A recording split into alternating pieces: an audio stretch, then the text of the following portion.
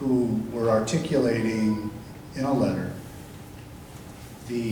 some core concerns. There were, I think, 9 specific concerns that were laid out and pretty explicitly laid before the board. Here are some problems. Here are some things we are concerned about. And so the board heard that out, and there was a lot of open microphone input from stakeholders throughout the school. So we received that during the June meeting. Took, that's the end of the school year, so we took the position that in the July meeting we decided that we needed to get some focus through a task force that involved the cross-functional relationships of our stakeholders to allow for us to really get into what the specific points that were being made. And there was also an element of just learning and understanding what the problems actually were, and get everybody grounded on the same page with those concerns, and be able to get a sense of what to do, because there were many different points of view that we heard. So it was important for us to receive that input and then charter a course forward, at least to a point where we could make some recommendations to the board. So that task force, which I'll touch on in a minute, was adopted in July, and because of the summer, we really needed to pull that together later at the start of the school year, because obviously, the board does its meetings in the summer, but the work of a task force, we shifted it into the fall, right?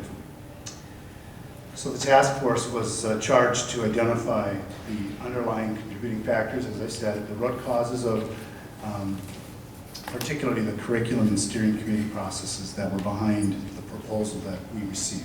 So we were charged also with giving due consideration of those recommendations, the merits of them. What were they? Do they make sense? And what's the overall best needs of the school as a team set up? We were charged to make a recommendation to the board, primarily targeting to rebuild trust and strengthen the overall partnership. So we understand the school is a partnership, and that's a fundamental tenet of this school, and that's how we operate, and it's something that we all recognize was, I think we actually used the word fractured, broken to a fair extent. I don't think that's overstating it at all. Lots of frustration on all parts of those who were actively involved. And then just outline through some proposals, and that's what I'm going to get to next. So we'll go to the next slide. So I won't name everybody here, but we really had 4 members of our school board, myself, Mrs. Strabela, at the time, Ms. Rupert, and Mr. Quiston, who represent, parents and teachers on the board. We had Dr. Mertes and myself. We were actually the co-chairs of this task force.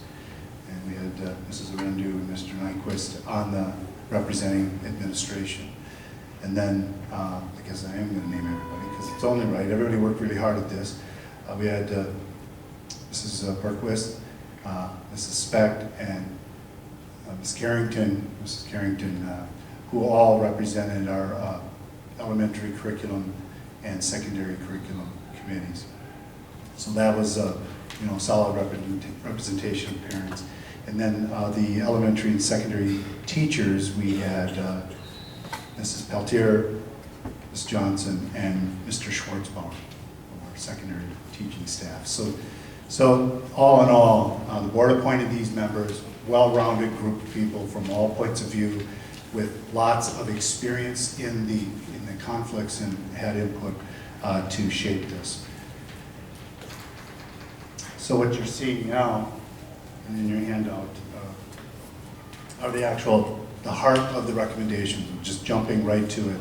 So in the November meeting, the board received the draft, and at the December meeting, the proposal, which is a 14-page document, it's actually available you wanted to see the whole thing, and we laid out all the steps we went through. We met a total of 4 times from the time of mid-September to October, through mid-October, to work through the processes that we set up. So you have here 3 primary recommendations that we felt in the end, and there were many ideas to make the school better, but we had to clearly boil it down to the few. And this is what the task force settled on, recommended, and the board unanimously adopted. So we have rebuild partnerships. These are statements, and there's a lot packed into them, but I'm going to go through some of the content after this. But rebuild partnerships, transparency, and trust between all stakeholder groups. That was very clear. We want to see a strengthening of the basic fundamental partnership the way we work together at the school. Improve onboarding of PACT to the vision and the mission and the values for all the new families and the teachers. And we talked about this a lot, about the importance of having that, the importance of people becoming aware of who we are, and doing that in a way that can not just,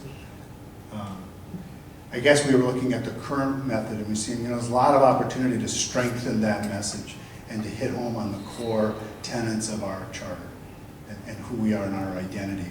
So that was adopted as a fundamental improvement area that we can get better at sharing that vision and mission and inculcating it in terms of the way we engage our population and get us more cohesive around that. And then thirdly, which was a big one, and they're all big, but the third one particularly hits more probably at the points of those issues that were articulated in that letter, but that's probably open for some discussion because some of these deal with maybe root causes a little more. But nonetheless, put more effort toward student achievement, reducing the politics of the committee structure, and preserving involvement and leadership of parents.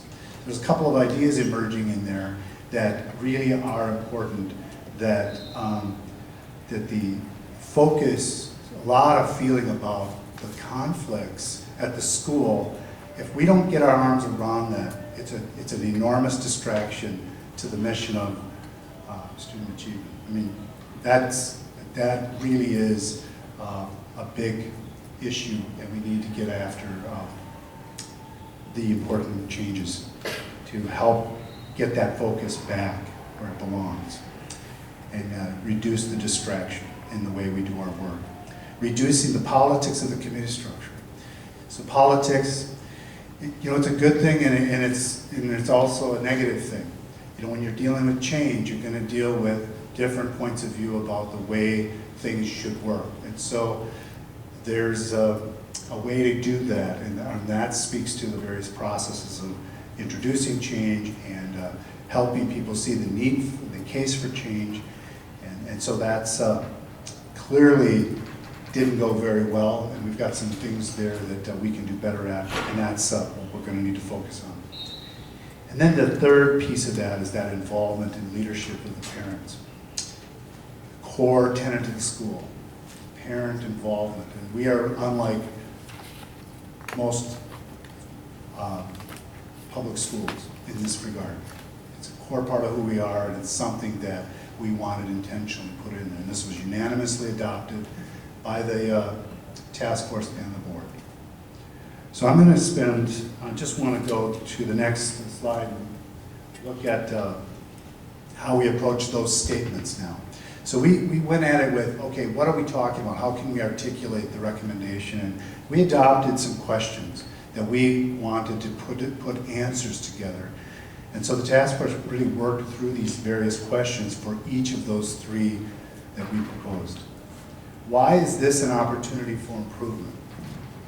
How will this strengthen the PACT partnership between the teachers and the parents? How will this strengthen PACT academic excellence? And these aren't in any particular order. You could argue that, well, that one should be first, but they're all there, and that's all part of our understanding. What is the essential improvements that need to be made? You know, what's the guts of the change that's needed? And we needed to give the board a sense of some core pieces that we needed to fix. What is the general approach on how to accomplish this? Who will be involved? How will we know we have achieved it? And what resources are needed to accomplish this? So we had a bunch of questions, but I think we settled on those to guide the committee discussions and to get focus on the direction we wanted to go. So now for the next 6 slides, and I'm not going to go through all of these, I'm just going to take a few highlights. You can read them, and this is going to unfold as I close into sort of a sense of direction of the plan forward. But the first one is to rebuild partnerships, as I said earlier, transparency and trust. Here, the general approach that parents and administration gaining understanding and knowing our policies and adhering to them. How do we improve at that? Getting familiar with where the big issues lie. Communication one-on-one with stakeholders, to be intentional with conflict. Open door policy is our current policy on how we work through conflict and bridge those issues that threaten that partnership. So in other words, talking behind someone's back, that's a destructive thing. That's something we want to discourage. We want to strengthen the process of working through conflict and have people be in have that ability to interact when things are disagreeable and work through that. And do that more effectively at committee level, to work through, as Mr. Speck spoke about. We can disagree, but we can come right back the next month and hash out a new thing or agree that I'm going to go forward with this and make the best of it. Value and protect confidentiality. This is trust. This is being trustworthy as we work through conflict. Improve general communication strategies to improve the transparency. So those are a lot of important things. Just going down to the resources needed. Excuse me, I'm going to turn to the next slide. I meant to, I'm looking for, resources needed to training on the key policies. A big part is learning, growing together in knowledge, modeling of what looks like, things look like, the vision of the school, the things working, figuring out the way to share that vision and work through it together to get people on board, principally with what we're after. The board is wrestling a little bit too with the role of the partnership and where parents and administration come together and around what things. And so this partnership is going to have to get into some of the specific details of the way we see and work together and involve all the stakeholder groups. So there's some specific things here that will come up and the team will begin to focus on to flesh this out.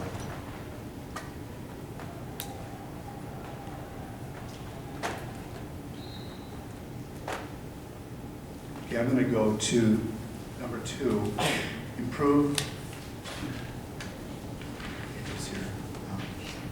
the onboarding, PACT vision, mission, and values.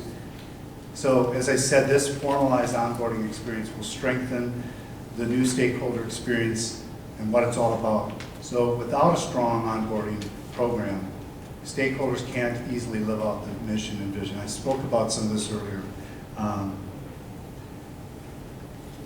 So the sense of pride, the engagement with people, we see this connection to academic excellence through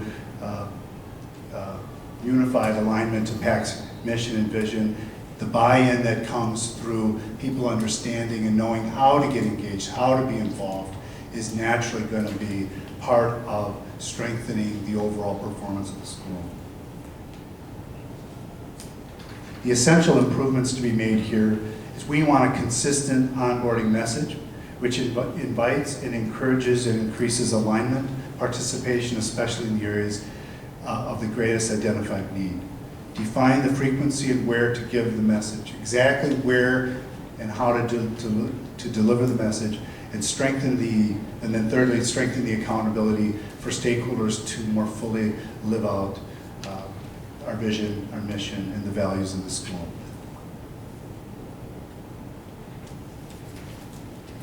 So the approach is to form a team to assess what's currently being worked on, and not what's working and what is not working for the families, and to define the stages for that onboarding process, and really hone in on the areas where we identify we can improve and make it better.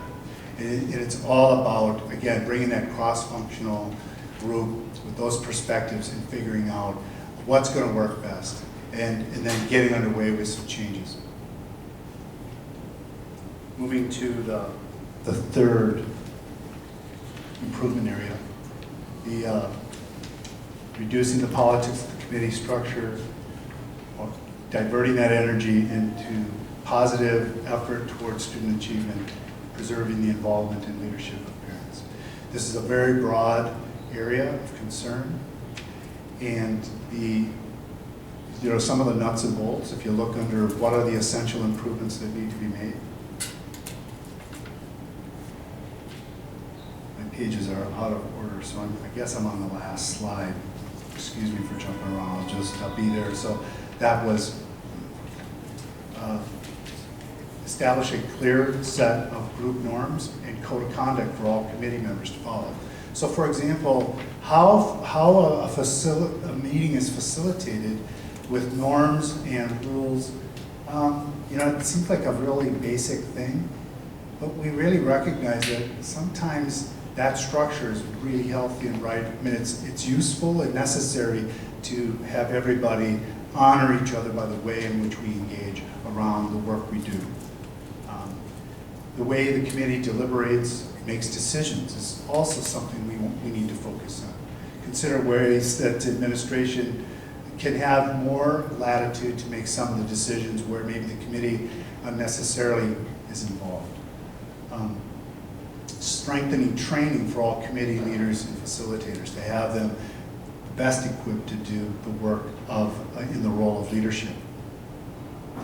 Conflict resolution, as I've been touching on throughout my comments, is a big thing, in having the ability to just tap into the ideas, even if someone may not fully express that right, and facilitate to get to what the essential things are, and some of the way in which we work in setting up change over time. We're starting to see we got to get out ahead of these things and look at the pace of change and the way we introduce change, with getting that buy-in fundamentally on the front end. So I think there are many things we can do to figure out how we're going to steer and govern at the level. So the committee process often is criticized for being like a core problem of the school.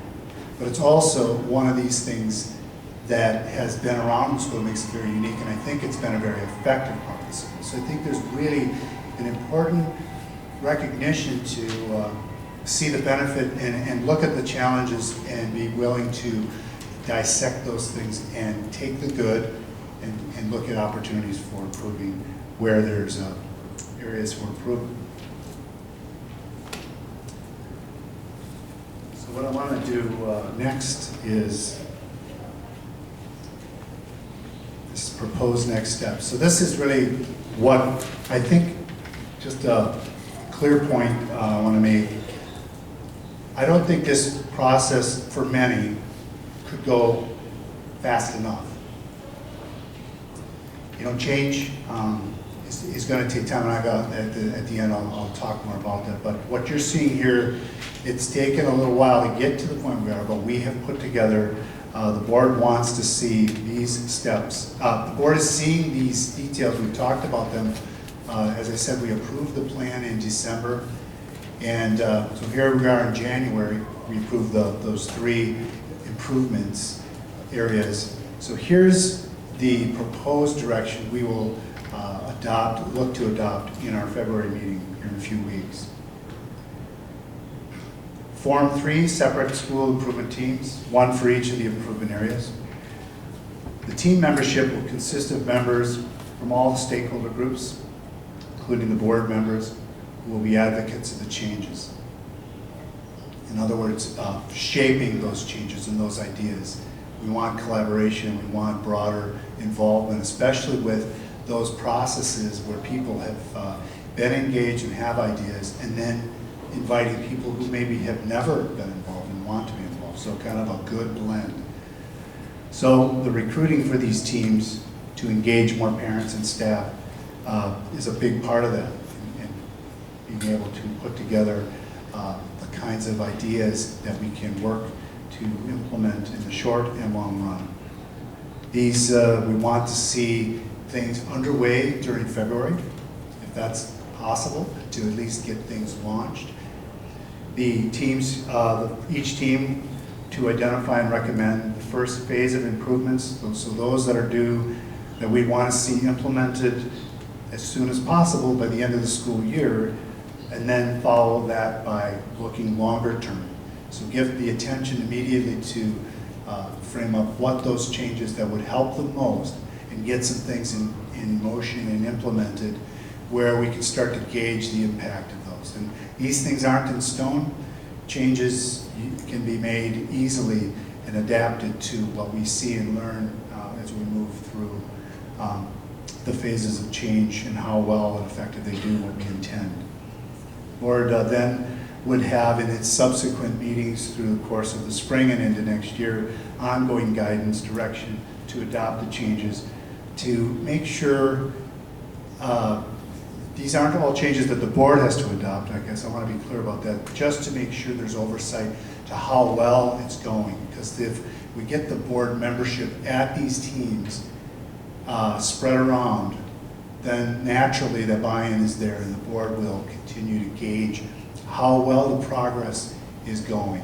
And if we're talking about policy changes, naturally the board would be involved with that. If it's just more procedural things and stuff that is worked through where the committee membership is engaged on these things, then that's just done at the lowest level possible. So the idea here is just for always checking, okay, how is this fitting the vision and mission, and are we comfortable, and how's the effect on it, and what's the overall desired outcome from those the task force's recommendations that the board adopted.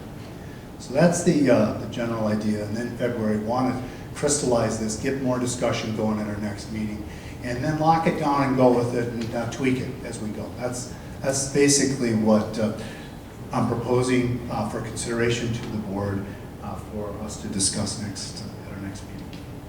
So lastly, I just wanted to talk about just expectations, and I've touched on this a little bit. So, but it's important to always keep this in mind, that when we talk about change, making good, constructive, positive change, it doesn't happen overnight. And it's important to hear each other when we're frustrated. It's part of being a family, when you can just listen. You know, we can't always pivot on a dime. We have to live with things and persevere with things. And that's different than just living with the status quo, because I think we can always shift, especially in our outlook, in our optimism. And it's a really big need to have optimism injected into the problems, because if we lose that, we're really struggling to turn the tide, because in the end, it'll all depend on the attitude for the improvement being a positive thing. So patience and working together with openness to the ideas that are coming from the various points of view, maybe even the points of view we've struggled with in the past. So that's what we want to do there. The commitment of leadership and all the members is critical to stay engaged in rethinking processes that we've lived for a long time, to be open for what may be worth changing and letting go, and letting it go a different way. So I think we need to have an openness to look at all sides of the process and look for where things are unduly slow, maybe not thought well enough through, how to do more injection of more people. One big theme that's been coming through loud and clear throughout the last year is we need more parents. There are a lot of empty chairs here tonight. And we set it up hoping we get a big turnout, and you know, I'm grateful you're here. We need to continue to help get the energized folks who enjoy the benefits of the school to help us get further and lock in the momentum on improvements. So that's a big part of what will make this work. Again, remembering conflict is healthy. It leads to good growth if we tend to it with care. We can take conflict and make a train wreck out of it, and I think there's signs of that we had last year, and that's on all sides of all the, that's just, it's messy. But we can work with, if people are committed, we can work through that. And I believe the people who are already involved want that. And I think there is a resolve to work through that. Change can be difficult, can be uncomfortable, but it certainly holds the potential for fruitful gains. Big improvements will come if we persevere and stay the course of figuring out what to do. The other thing that we know at the board, and we've been talking about this a fair amount, especially in the last month, communication is something we've got to give, and we do. I mean, I don't want to say, communication is very important when we want people to be involved and want people to have input. People need to know what's going on. We need to be very regular, very intentional about sharing what's wrong, what we're doing. Much like Dr. Mertes said, we're going to have people come out next week. Hopefully we'll get the word out. We continue to invite the voices of our community to shape our ideas, our input. That makes for better decisions, and I think we have to get better at that. So that's the update for you, and if you have any questions, we'll just post them at it. Thank you. Thank you, Mr. Novak. We do have a time now for open mic and question and answer. Just in general, with open mic, we limit it to 5 minutes if it's speech. Otherwise, typically in open mic, you wouldn't have a question and response. Open mics aren't meant for discussion, but due to the nature of the annual meeting, we do open up for questions, and we can do some back and forth with the directors or administration, or whoever you'd like to ask the questions to. Obviously, do ask that it stays professional, and then you don't call it any individual names or anything like that. So, but we're more than happy to open up the microphone.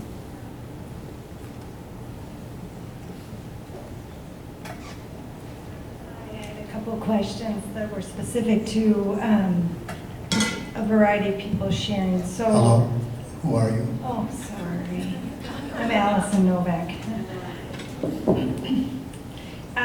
When Casey, I was wondering if you could speak to when we're streamlining and building consistency for testing for students. Can you say anything specifically about what that looks like?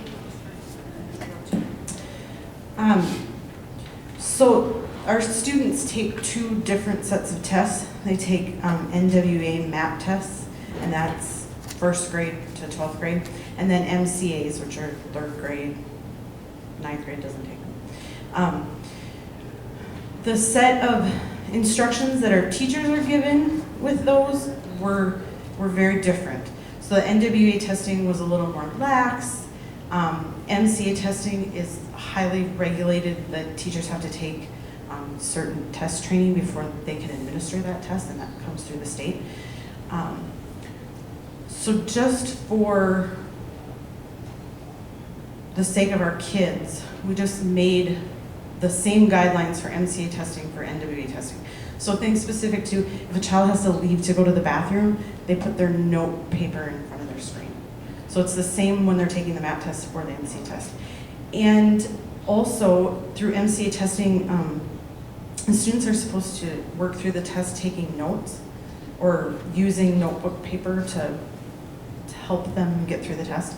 So we've implemented that all the classes are using the same note style for taking all of their testing, even their regular classroom testing, so that's something that they're comfortable with before they get to testing, not, oh, this is the MCA test and this is the one where I have to section my paper into 6 parts and I have to work through each question using, preparing my answer before I answer it on the computer screen. It's just the same. When they're testing in their class, they're using the same paper when they're taking their NWA MAP testing and when they're taking the MCAs. So it's just creating more familiarity with what the process is for them, and should help our test scores immensely. So. And then I was wondering how many kids are doing RTI and EL right now? Do we have numbers on what's that looking like as a new program, or it doesn't matter, it's just a... And another question with that you'd answer, I think, is how often are kids doing the differentiated reading groups? Sure. Because you said they like that.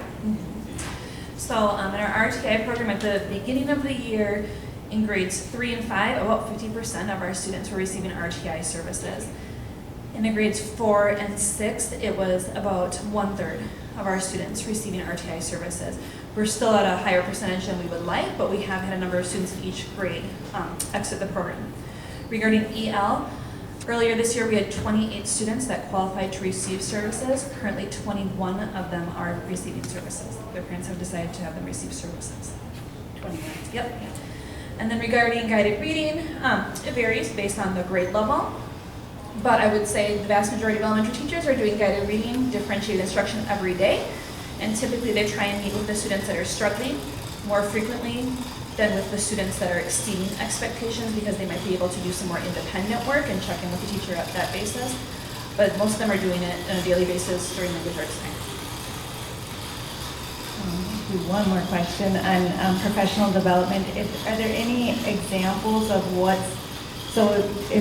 you said teachers meet once per week with their teams to work on improving classroom instruction. Are there any examples of what those goals are that they're coming up with that could be shared with us? I can talk for elementary. So in elementary, when they meet with their team, they meet as a grade level. They are working on a PLC agenda. So we have 6 units in our Journeys Language Arts curriculum. So what they do is they take 1 unit at a time and they try and find an overarching standard and an overarching theme that they're going to address. So every week they have different standards that they're addressing. But for example, one grade level might choose summarizing to really focus on over 6 weeks. So they're bringing back all those different standards and they're bringing it back to summarizing. And then as they're assessing the students, they're assessing them on all of those little standards, but then at the end they're also assessing them on that big standard to make sure that they've really hit that standard. And the way they choose that standard is with the thought that this is something my students need to master in order to be successful in the next grade level. So they're meeting on a weekly basis and they're going through assessment questions together and how students are doing, and then they're coming up with interventions, tier 1, tier 2, tier 3 interventions. So tier 1 would be the entire class all the way up to tier 3, which is almost individualized instruction or very small group instruction on how they can meet their students' needs.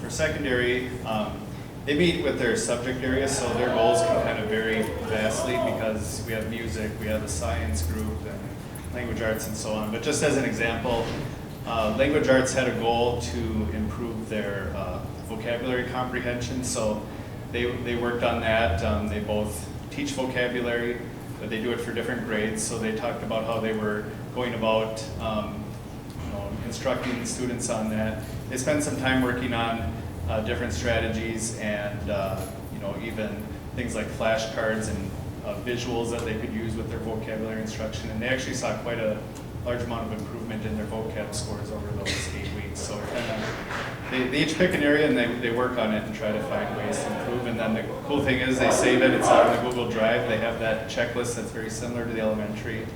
They can look back on it next year and continue to find different goals to make.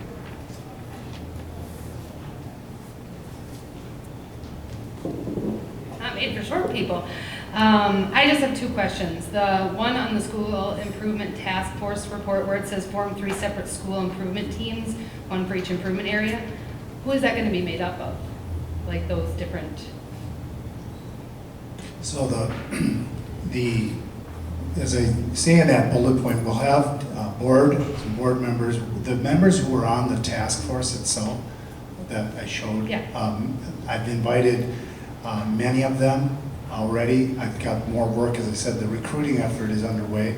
So, and I failed to actually put a plug in to invite people to see me because I'm going to act as the point person So the idea is to, and they're, at this point, we'll probably solidify this by the next time we meet as a board in February. But to have some number, and I don't even know that the board has to adopt the hard number. I think it can be input received as long as we have good representation and an appointed leader. We have to actually put the specifics to that, but it wouldn't surprise me to get 9, we had 13 people, 12 people. That's a pretty good sized group. And that's okay. I mean, that's actually, maybe it takes a little longer to get through some of the information and the discussion. But so the idea though is to get a blend of parents and the staff, administration, and board all on there in some good mix. And then I just have one more question. It did answer it. I guess I just had a question. I've been here for only 3 years, so I was just wondering, you guys said you put all these seats out here and there's over 600 students and barely any parents. I was just curious, is that how it's always been here? And why is that there's so little parents that are here? Not that So it has, since I've been on the board and I've been even out there watching, I think it's been about like this for most of the years for the annual meeting. I don't think we do very well at promoting the importance of this. And it gets back to some of that onboarding and how do we increase engagement level. I think last year I was in some meetings, some members of the board about and I guess what came up was this importance of the pride, school pride, and strengthening that. And there's actually a lot of ideas on how to get that message out and get a sense of a higher level of engagement. So clearly, the empty seats are a testimony to the work that's before us. But I think if we get our communication improved, I think we're going to see that, and we get word of mouth out there. One thing we do know, people do show up when they find out about something that's important to them. So we just need to get that message out, and I think, and do our work, and I think the rest will follow. I hope that answered the question.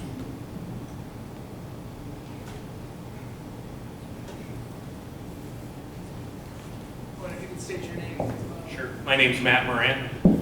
Thank you all for your work. We've been here, I think, 5 or 6 years now. First question is on the fund balance. And is there anything that we've identified that we can do with that money? I know since we've been here, the fund balance goal is always 20 to 25%. We've always been well above that. Now we're up to 31%. I mean, the school needs things. Teachers could probably use bonuses, salary increases. I know there was a lot of things on the table in the last school year to identify and use that money with. Is there anything new, or are we going to continue to carry over a balance that we don't need to carry over? Is there anyone here who can answer that? And I don't need to bring Patty in here. No, that's okay. So I think I can take a stab at that. We generally, that cushion is a range, and we do discuss that reserve. These budget impacts, as you obviously know, when you deal with budgets, you're dealing with variability and reality that comes. And so that's considered as we look at the budget and where we plan at higher levels, and the whole planning of those reserves to be drawn down. And I don't have total clarity on, I don't think we're actively looking for how to spend like X amount. We have a 5-year budgeting cycle. We're in the middle of it, as Dr. Murtaugh just said tonight. Next week there's a joint meeting, I guess, with the board and BFC. And so we discussed at the last joint meeting that very question about, what does the school need? And the truth at this point is the budgetary constraints and the shortfall before us is right there, and we've got to figure out a way to continue, we do this pretty much every budget cycle, closing the gap, the deficit that's there in front of us. So I don't think I've never seen us intentionally say, you know, we're going to bring it down to this because of the degree of uncertainty that exists in the budget as a cushion, that it sort of ebbs and flows from year to year. So I don't know if you had a particular interest in mind that you'd like, but that's there, it's in a healthy range. The big thing we want to avoid is that we're not hoarding cash, and we're spending in the right places for the programs. And that's the topic you hit on, is the 5-year cycle. And I'm going off in my mind of being here for 5 of these annual budget meetings where the fund balance has always been on the safe side of the cushion. So it's like, is this just fuzzy math or we're holding back money that could improve the school today for a problem that might never come 5 years from now or at the end of a budget cycle? And again, I don't want to drag it up too much. I want to bring that to the board's attention. Please keep that on your agenda every time you can. Let's find ways to improve the school in the future and also immediately. Because that's, for 5 years now, that fund balance, there's been money there. And as the chair of the EXC team, yes, I could give you a list of things that the activities director and I could do with $10,000 or $15,000 that would improve this school immensely. The cost of athletics and extracurricular activities goes up every year, and families struggle to make those funds available for their kids to participate. So there's lots of things we could do. So I'll just make one short response, and then others could certainly respond to. But I would think that those needs, and the board does get needs that come up, you know, and expenditures for the improvement of the school. The board's posture is we look at everything. If it's over a certain dollar threshold, I think we're at $10,000. But you know, those reserves, it may make all the sense in the world to go forward with something. I think we need to continue to push for those needs and make sure they get heard and vetted out. And you know, the board has not like turned away requests. We do entertain a fair amount of those expenditure requests through the process. And so that's always open, and I think our posture is always a kind of a listen for the importance of the need. And then, I don't know if anybody else would respond to that. Can I just add to that? I wanted to mention, so at the last board meeting, BKDB came and presented out a proposed plan for next year, which did not include what we needed for technology, for example, and had a 5-year projection, which is what Mr. Novak was discussing.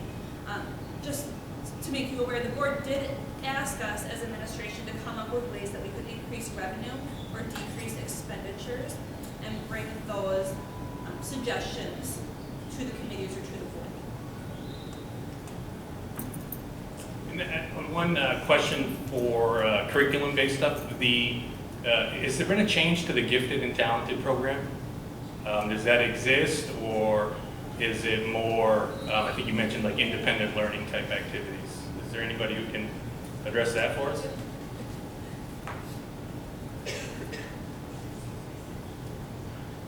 That's my area, and I haven't had time for it yet. So it's on the list of things to do. We'll get there eventually. So we're trying to build capacity in our teachers to be doing that in the classroom. So, but I think that program will be changing, so look for changes.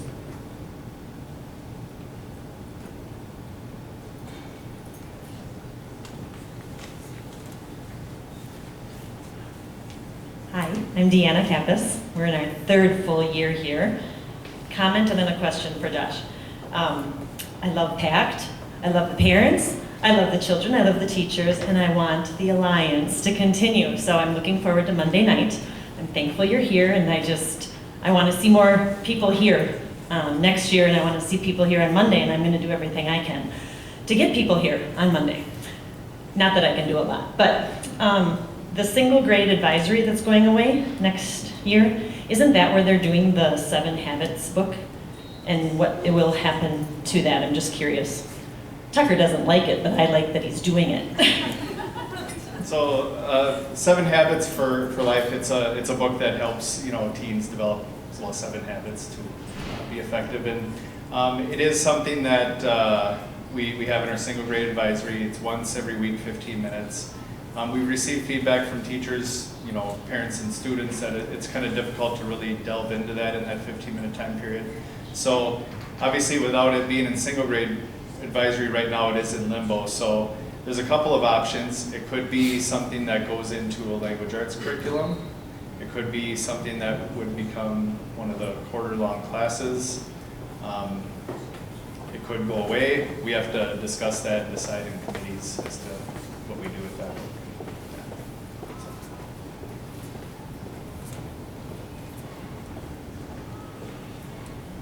I wasn't even going to ask anything, but my name is Katie Paul. I've been at the last 2 board meetings, and at the last one, we talked a little bit about the budget, and there were some different things that came up during that meeting I was a little alarmed about. One was raising the size of our classrooms. I think one of the beautiful parts about PACT is the small class size. Also implementing full-day kindergarten. One of the reasons we came to PACT was the opportunity, the beautiful part about having half-day kindergarten.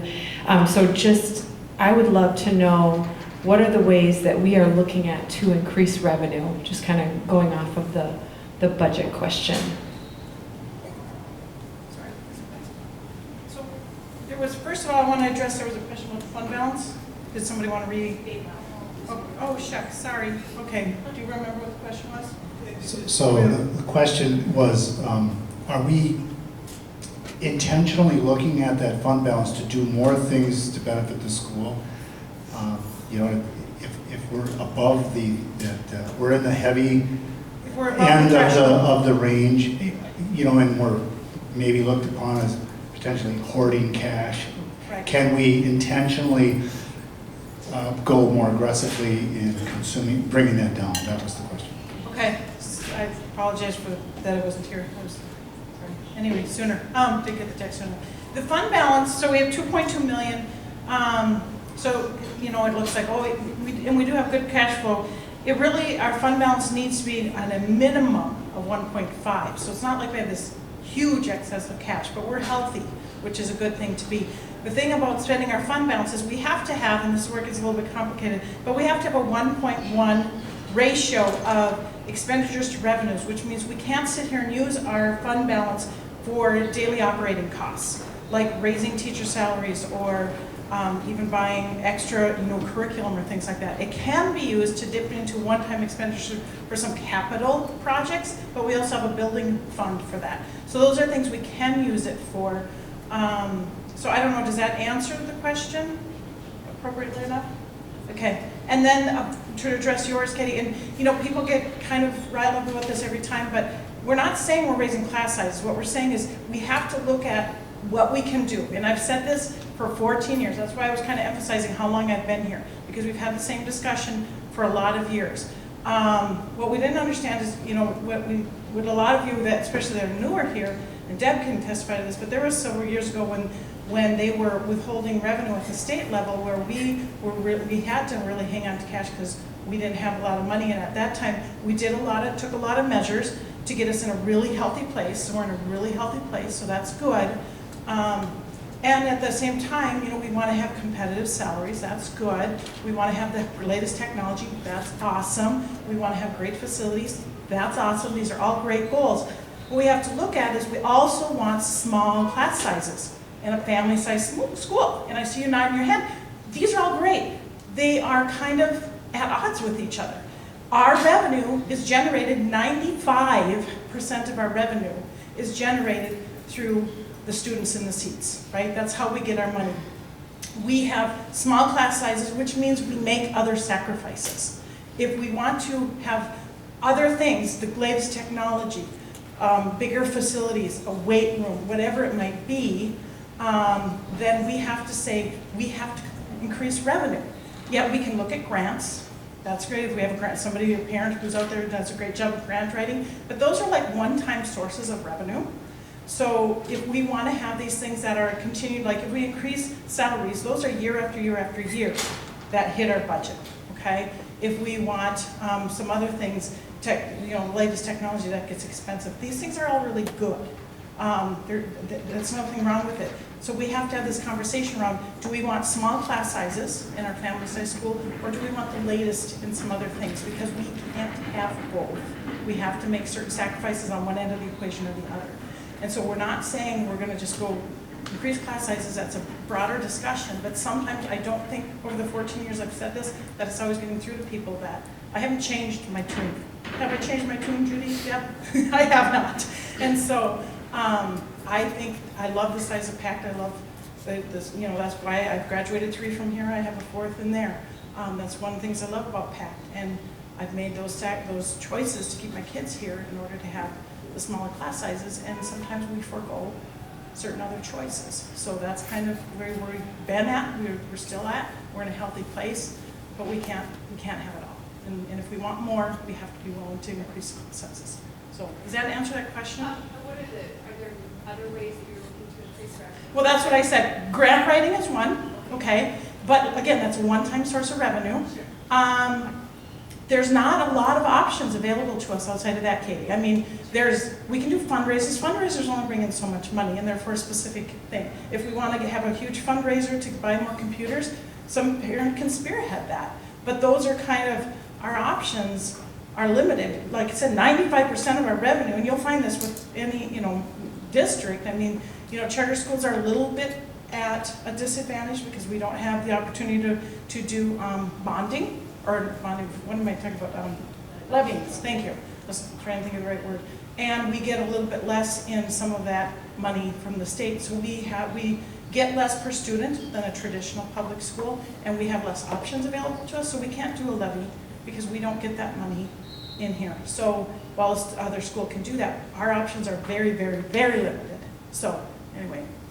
I just want to make one additional point. And, you know, I'll just give you an example. Last year we met with the BFC in a joint meeting, or it was a couple of the members of the board.